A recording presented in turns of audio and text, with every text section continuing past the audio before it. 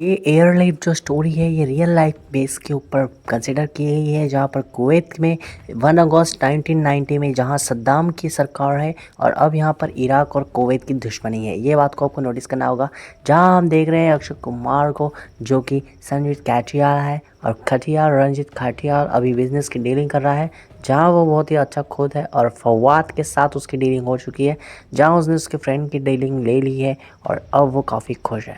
इसके बाद वो घर पर जाने की कोशिश करता है और उसके बाद वो आज वो खुश है क्योंकि उसकी डीलिंग सक्सेसफुल हो गई। ये है उसका ड्राइवर नायर, और नायर के साथ अब वो जा रहा है घर की तरफ।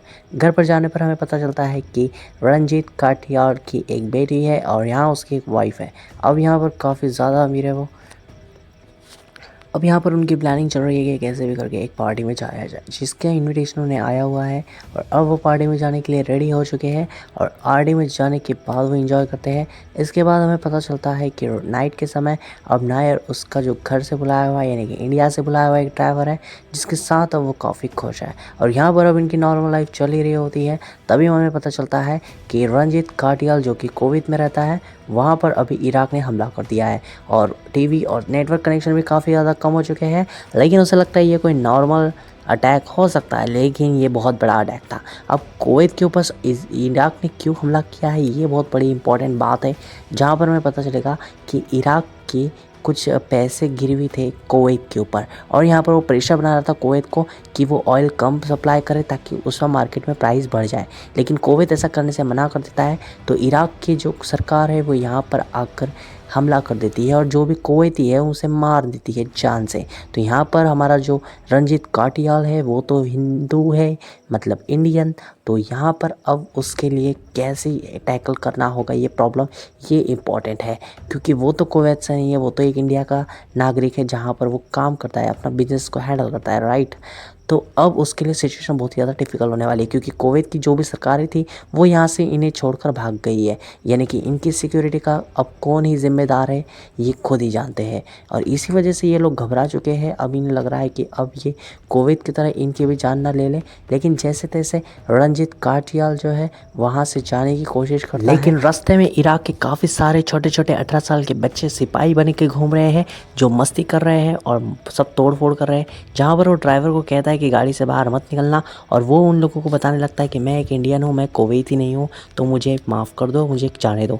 यहाँ पर फिर ड्राइवर निकल जाता है, माफ़ी मांगने लगता है डर के मारे, लेकिन अब वो अनपढ़ जो बच्चे हैं वो इसके ऊपर गोली चलाते थे। अब इसे अक्षय कुमार ने कहा था बाहर मत निकलना, लेकिन ये तो निकल गया है अपनी होशियारी से। लेकिन यहाँ पर अब बेचारा अपनी जान से हाथ धो बैठता है और इसे देखकर रंजीत काटियाल भी बहुत ज़्यादा परेशान हो जाता है और रोने लगता है। लेकिन वहाँ पर एक ऐसी कार आती है जिसे देखते ही वो सिपाही रुक जाते हैं और उस कार में से एक इंस्ट्रक्शन आता है कि उसे छोड़ दो, यानी कि रंजीत काटियाल को।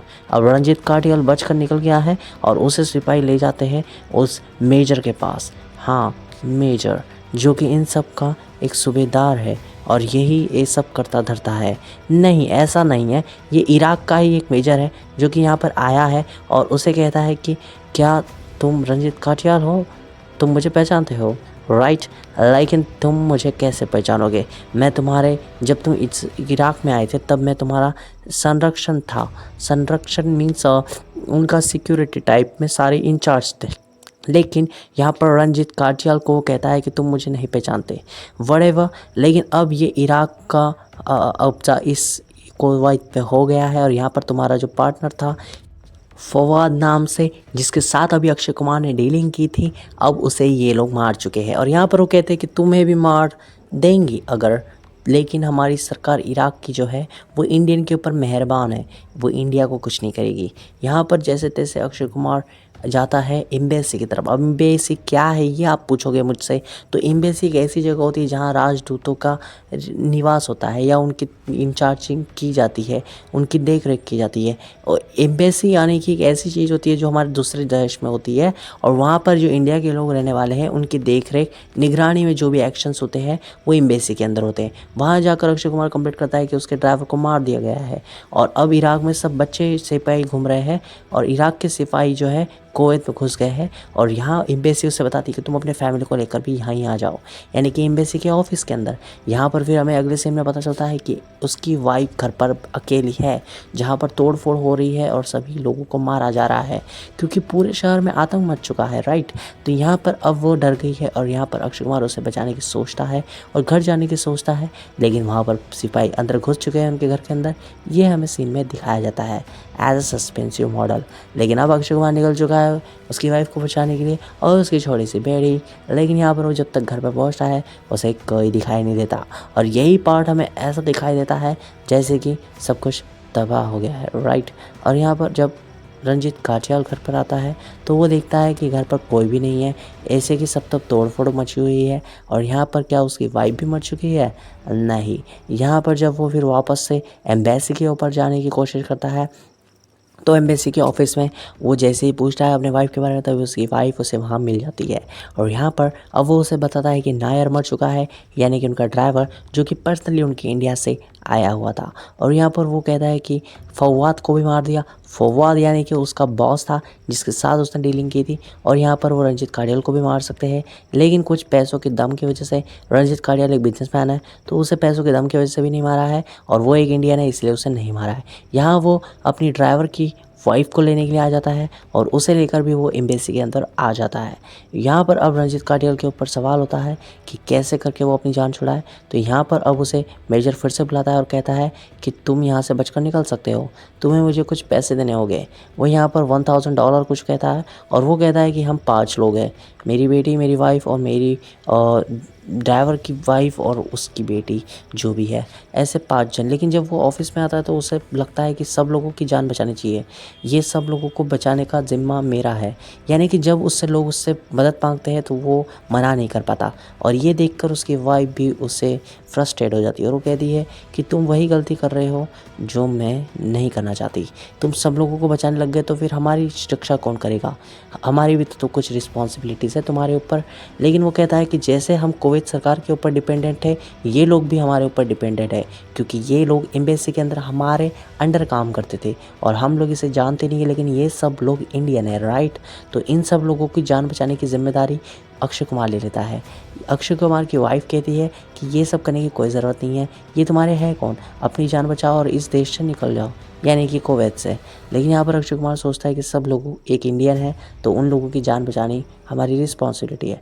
यहाँ पर वो जैसे तैसे अब अपने जो दोस्त है उनसे जाकर मिलता है जो कि इंडियन ही थे और वो कुवैत में रहते हैं। यहाँ पर उसका दोस्त का एक मॉल होता है जहाँ पर खाने की चीज़ें होती है और यहाँ पर वो कहता है कि हम सभी को खाने की चीज़ें एक कर लेनी चाहिए ताकि हम सभी इंडियन लोगों का यहाँ पर गुजारा हो सके। इस वॉर भरी लाइफ में हम एक इंडियन की तरह ही पहचाने जा सकते हैं। और उसके दोस्त अशोक जो है वो कहता है कि अभी तक तो हम कुवैती थे और अब हम इंडियन हो गए हैं। लेकिन अक्षय कुमार उससे कहता है कि अगर हम इंडियन नहीं होते तो आज हम सब मर चुके होते और हम इंडियन हैं, इसी वजह से आज इराक की जो सेना है वो हमें कुछ नहीं कर रही है, राइट। तो हमें सबको एक होकर रहना होगा। यहाँ मेजर को वो रिस्क देता है, यानी कि ड्रिंकिंग की, दारू बोल सकते हो उसे। तो यहाँ पर अब वो कन्विंस हो जाता है और वो कहता है कि तुम यहाँ पर कैंप लगा सकते हो जहाँ पर इंडिया के सभी लोग रह सकते हैं। यहाँ पर एक स्कूल के अंदर अक्षय कुमार एक कैंप लगाता है और जिस कैंप के अंदर सभी इंडियन के लोगों को रहने के लिए जगह मिल जाती है। लेकिन यहाँ पर एक और ट्विस्ट आता है जहाँ पर वो उसकी वाइफ कहती है कि मैं इन लोगों के साथ नहीं रहने वाली। और यहाँ पर मेजर कहता है कि अक्षय कुमार तुम अपने वाइफ के साथ अपने घर में आराम से रह सकते हो, तुम्हें कोई परेशानी नहीं होगी।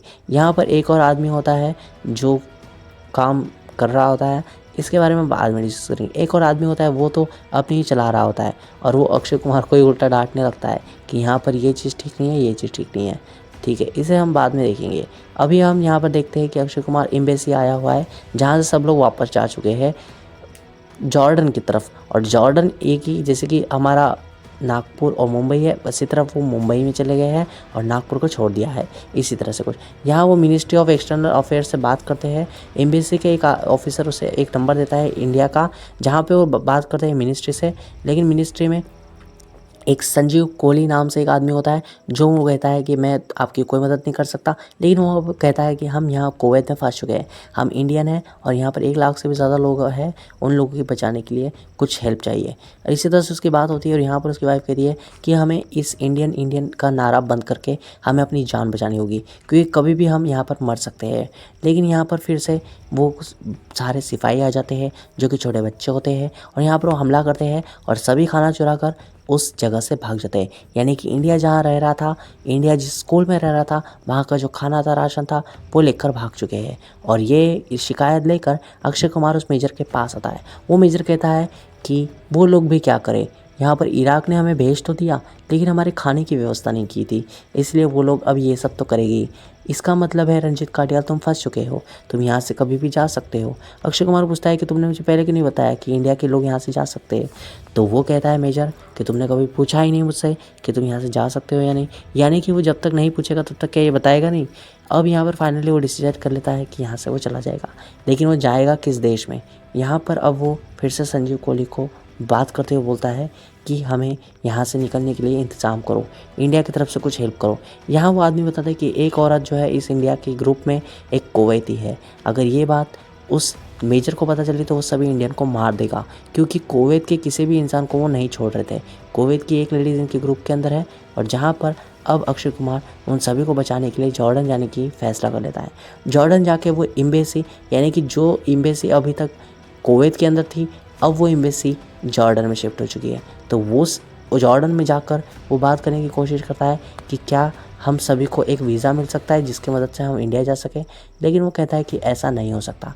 यहाँ पर फिर वो एक और आदमी से मिलता है जो कि फॉरेन मिनिस्ट्री होता है जॉर्डन से, और वो उन लोगों की मदद के लिए हाँ बोल देता है, और एक टीपू सुल्तान करके एक बड़ी सी जीप भेजता है उनके लिए मदद के लिए, जहाँ वो सब बैठकर इंडिया वापस जा सकते हैं। फिर यहाँ पे हमें पता चलता है कि अक्षय कुमार जो है वो अब बहुत ज़्यादा खुश हो चुका है, क्योंकि इतने लोगों से ये सारे लोग जो थे अब इन्हें राहत की सांस मिली है, राइट।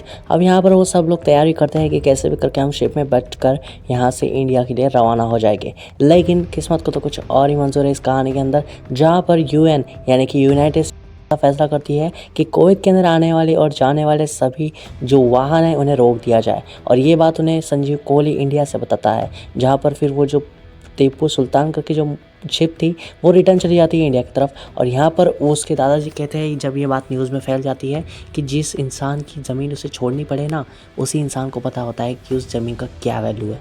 और ये बात संजीव कोहली यानी कि इंडिया के उस इंसान को दिल में बैठ जाती है, और वो फैसला कर लेता है कि उनकी मदद कैसे भी करके मदद करेगा। यहाँ पर हम देखते हैं कि शिप में न जाने की वजह से एक आदमी अक्षय कुमार के ऊपर बहुत ज़्यादा गुस्सा करता है, और वो कहता है कि तुमने उनसे एक अग्रीमेंट नहीं लिया था जिसकी वजह से हम कंफर्म हो सके कि हम फाइनली जाने वाले हैं। यहाँ पर अब उसकी वाइफ बहुत ज़्यादा गुस्सा हो जाती है और उस आदमी को बताती है कि ये इनकी अच्छाई की वजह से ही आज तुम यहाँ पर खड़े होकर हमें बातें सुना पा रहे हो, राइट। क्योंकि इनकी अच्छाई की वजह से ही इन्होंने तुम्हारे सबके बारे में सोचा, वरना हम पैसे देकर यहाँ से कब के चले जाते तुम्हें छोड़कर, लेकिन ऐसा इसने नहीं किया। यहाँ पर वो कहता है कि ऐसा कर लेते, क्योंकि हमारी मदद, क्यों हमें एक सहारा दिया। यहाँ पर वो कहती है कि होता है कुछ कुछ लोगों में डीएनए फॉल्ट, जो सब लोगों की हेल्प करने की सोचते हैं। और यहाँ पर तुम जो बड़े इंसान कहने का बात कर रहे हो, हम बड़े हैं इसलिए चुप है, तुम छोटे हो तो छोटों की तरह रहो और शांति से रहो। इसका मतलब है यहाँ पर अब संजीव कोहली फिर से उनकी मदद करने के लिए जुट चुका है, क्योंकि उनका टीपू सुल्तान जो शिप उन्हें लेने आने वाला था उन लोगों को, वो नहीं है, और वहाँ पर उन लोगों की खाने की भी व्यवस्था इतनी खास नहीं है, जो इस बारे में वो अपने प्राइम मिनिस्टर या मिनिस्टर से कहता है। तो यहाँ पर मिनिस्टर मान जाता है, क्योंकि मिनिस्टर की सरकार तो 5 साल में बदल जाएगी, लेकिन संजीव कोहली जो कि एक एम्प्लॉय है वो सरकार के लिए हमेशा काम करेगा। यहाँ पर एक ऐसा इंसिडेंट होता है जहाँ उसकी वाइफ कन्विंस करती है और कहती है कि एक शिप दिखी है एक किनारे पर, जहाँ पर वो शिप के बाद जाकर देखते हैं तो कहते हैं कि वो कबाड़ की शिप है। यहाँ पर फिर वो फिर भी उस कबाड़ की शिप के ओनर से बात करता है और पूछता है उस मालक से कि इसमें वो लोग जा सकते हैं इंडिया की तरफ। वो कहता है हाँ, लेकिन पैसे लगेंगे। कितने? तो वो कहता है एक आदमी के $200। तो यहाँ पर मान जाता है वो आदमी, और यहाँ पर वो सभी लोगों को बताता है कि $200 जिस जिसके पास है वो उस शिप में बैठकर जा सकता है, लेकिन वहाँ पर सिर्फ 500 लोग ही जा सकते हैं। और यहाँ पर ये लोग डिसाइड करते हैं कि जो लोगों के पास पैसे नहीं है उनके साथ अक्षय कुमार ठहरेगा। यहाँ पर वो कहता है संजीव कोहली से कि मैं 500 लोग को एक कचरे की शिप में बैठकर भेज रहा हूँ इंडिया की तरफ, लेकिन उन्हें अभी तक उसका एग्रीमेंट नहीं मिला है, यानी कि अभी तक उन्हें सिग्नल नहीं मिला है कि वो इंडिया आ सकते हैं, राइट। तो ये एग्रीमेंट मिलने के बाद ही अक्षय कुमार उन्हें भेज सकता है। लेकिन यहाँ पर एक ऐसी कंडीशन बन चुकी है कि उन सब लोग की जान पे आ गई है, मतलब जान के ऊपर आ गई है, तो उन लोगों को कैसे भी करके बचना ही होगा। तो वो यहाँ पर उन लोगों को भेज देता है शिप के द्वारा।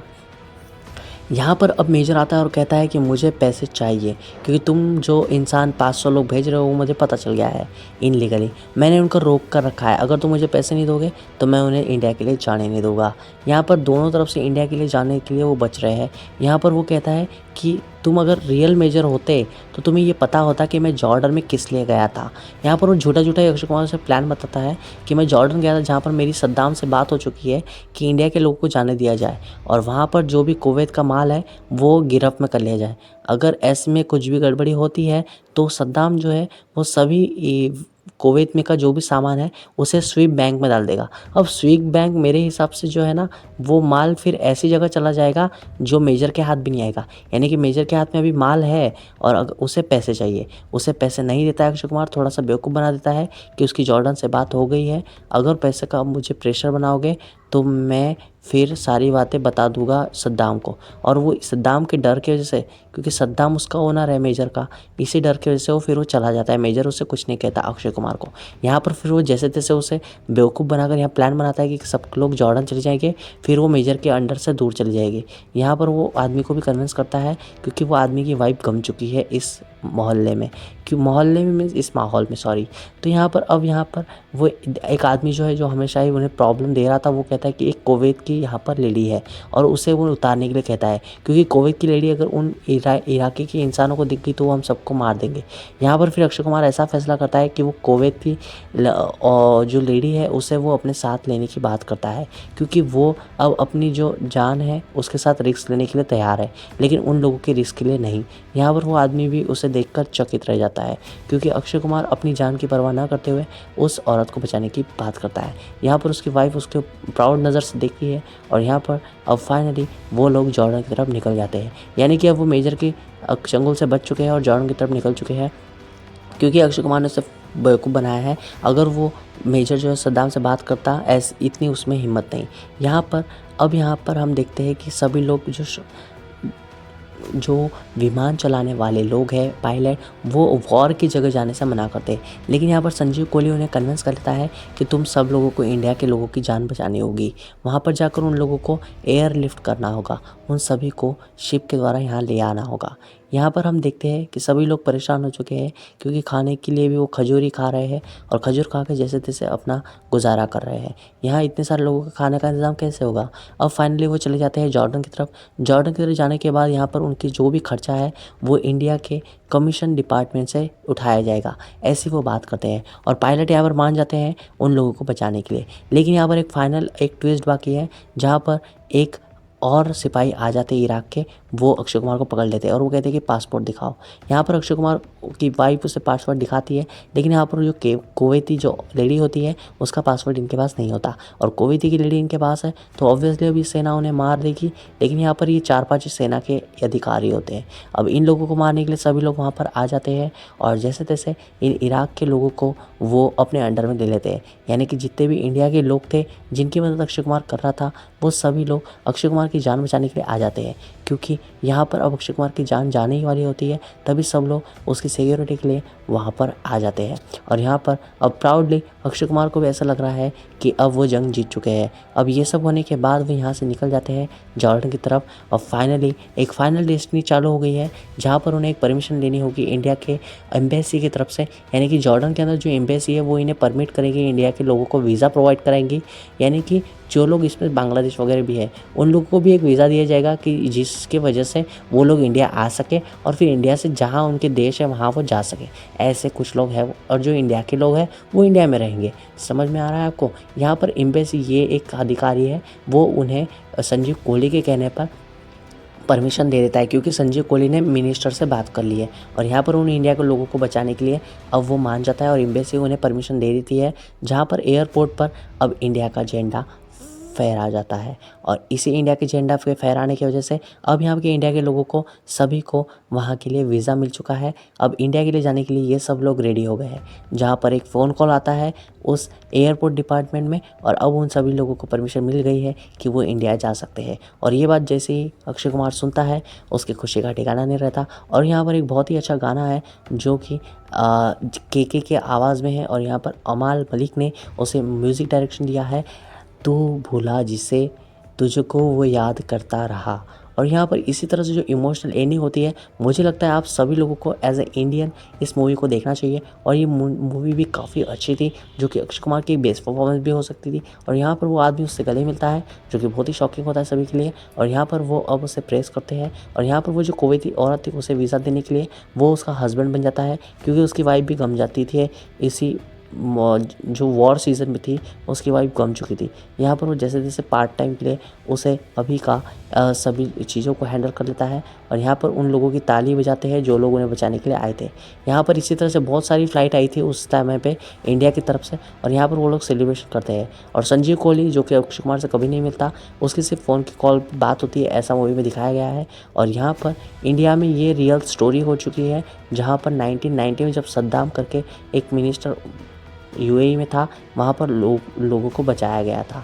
यहाँ पर एक चीज़ जो हमें याद करनी होगी, जहाँ पर मेजर को अक्षय कुमार ने बेवकूफ़ बनाया था, उसने कहा था कि सद्दाम से वो परमिशन लेकर आया है जहाँ पर वो इंडिया वालों को जाने देंगे। लेकिन सद्दाम से वो मेजर क्रॉस नहीं करता है क्योंकि उसे शायद थोड़ा डिले हो जाता है या ऐसा कुछ रियलिटी में हुआ भी होगा।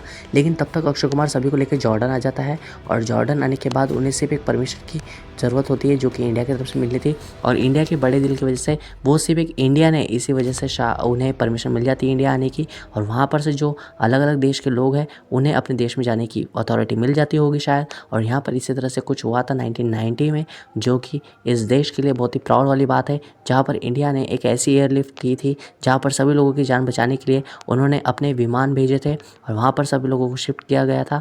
और होप आप लोगों को कुछ भी डाउट हो तो मुझे जल्दी से जल्दी पूछ लीजिए। और यहाँ पर 1000 के अंदर जितने भी कमेंट्स आएंगे या 2 या 5000 के अंदर भी जो भी कमेंट्स आएंगे उसमें कोई क्वेरीज होगी आपकी रिगार्डिंग ऑफ एयरलिफ्ट, तो मैं उसे सॉल्व करने की कोशिश करूँगा। यहाँ पर मिलता है नेक्स्ट वीडियो में। और यहाँ पर इस वीडियो को आपको लाइक करना होगा ताकि ज़्यादा से ज़्यादा देशभक्त इस मूवी को देख पाए। और इस मूवी को बनाने के लिए मुझे थोड़ी डिटेलिंग करनी पड़ी थी, जैसे कि एम्बेसी और यहाँ पर हमें वो जो जॉर्डन और यहाँ पर जो देश है उन्हें भी याद रखने में काफ़ी ज़्यादा कोशिश करनी पड़ती। मिलते हैं नेक्स्ट वीडियो में। Thank you.